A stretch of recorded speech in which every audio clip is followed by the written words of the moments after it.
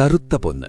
ഒരു കാലത്ത് ലോകം മുഴുവൻ ഈ സുഗന്ധവ്യഞ്ജനം തേടി കപ്പലേറിയെത്തിയത് നമ്മുടെ കൊച്ചു കേരളത്തിലേക്കായിരുന്നു. കുരുമുളകിന്റെ കാര്യത്തിൽ നമ്മളായിരുന്നു രാജാക്കന്മാർ. പക്ഷേ ഇന്നത്തെ അവസ്ഥ എന്താണെന്നറിയാമോ? ആ കിരീടം ഇന്ന് വിയറ്റ്നാമിന് സ്വന്തം. വെറും 30 വർഷം, അതെ, വെറും 30 വർഷം കൊണ്ടാണ് വിയറ്റ്നാം എന്ന കൊച്ചു രാജ്യം കുരുമുളക് ഉൽപ്പാദനത്തിൽ ലോകത്തിന്റെ നെറുകയിലെത്തിയത്. നമ്മുടെ പറമ്പുകളിൽ കുരുമുളക് വള്ളികൾ വാടിപ്പോകുമ്പോൾ വിയറ്റ്നാമിലെ തോട്ടങ്ങളിൽ ടൺ കണക്കിന് വിളവ് ലഭിക്കുന്നത് എങ്ങനെയാണ്? എന്താണ് അവരുടെ മാജിക്? വിയറ്റ്നാമിൽ നിന്ന് നമ്മുടെ കർഷകർക്ക് പഠിക്കാൻ ചില വലിയ പാഠങ്ങളുണ്ട്. അതാണ് ഇന്ന് നമ്മൾ പരിശോധിക്കുന്നത്.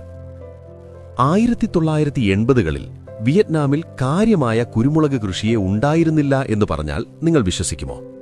എന്നാൽ ഇന്ന് ലോകവിപണിയിലെ 40%-ലധികം കുരുമുളകും വരുന്നത് അവിടെ നിന്നാണ്.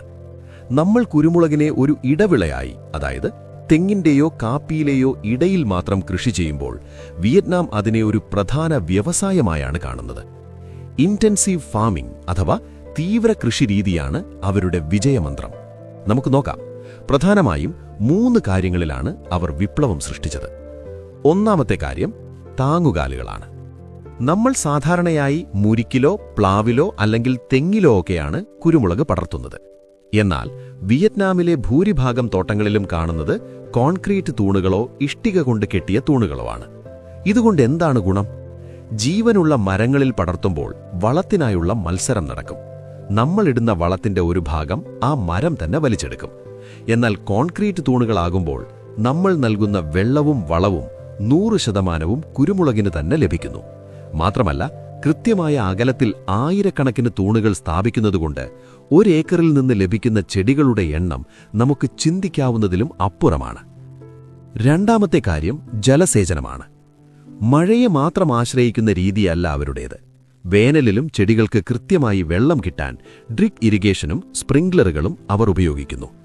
മണ്ണിലെ ഈർപ്പം നിലനിർത്താൻ വൈക്കോലോ ഉണങ്ങിയ ഇലകളോ കൊണ്ട് പുതയിടുന്നത് അവിടെ നിർബന്ധമാണ്. മൂന്നാമതായി പ്രൂണിംഗ് അഥവാ കൊമ്പുകോതൽ. നമ്മുടെ നാട്ടിൽ കുരുമുളക് വള്ളി തെങ്ങിന്റെ മണ്ടയോളം വളർന്നു നിൽക്കുന്നത് കാണാം. എന്നാൽ വിയറ്റ്നാമിൽ അവർ വള്ളികളെ നിശ്ചിത ഉയരത്തിൽ ഏകദേശം 3-4 മീറ്ററിലായി നിയന്ത്രിച്ചു നിർത്തുന്നു. ഇത് വിളവെടുത്ത് എളുപ്പമാക്കുന്നു എന്ന് മാത്രമല്ല, ചെടിയുടെ ആരോഗ്യം നിലനിർത്താനും സഹായിക്കുന്നു. ഇനി നമുക്ക് കണക്കുകളൊന്ന് നോക്കാം. ഇന്ത്യയിൽ 1 ഹെക്ടറിൽ നിന്ന് ശരാശരി 300 മുതൽ 400 കിലോ വരെ കുരുമുളക് ലഭിക്കുമ്പോൾ വിയറ്റ്നാമിൽ അത് 2000 മുതൽ 3000 കിലോ വരെയാണ്. ചിന്തിച്ചു നോക്കൂ, എത്ര വലിയ അന്തരമാണെന്ന്. നമ്മൾ പരമ്പരാഗത രീതികളിൽ അഭിമാനിക്കുമ്പോൾ അവർ ശാസ്ത്രീയമായ രീതികൾ ഉപയോഗിച്ച് വിപണി കീഴടക്കി. ഇതുകൊണ്ട് നമ്മൾ നാളെ തന്നെ മരങ്ങളെല്ലാം വെട്ടിമാറ്റി കോൺക്രീറ്റ് തൂണുകൾ നടണം എന്നല്ല പറയുന്നത്.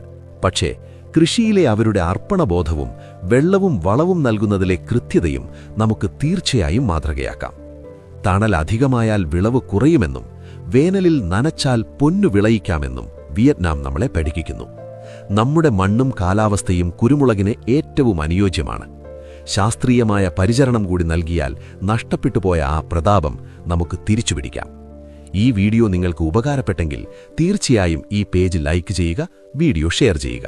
കുരുമുളക് കൃഷിയെക്കുറിച്ചുള്ള നിങ്ങളുടെ അനുഭവങ്ങളും അഭിപ്രായങ്ങളും കമന്റിൽ രേഖപ്പെടുത്താൻ മറക്കല്ലേ.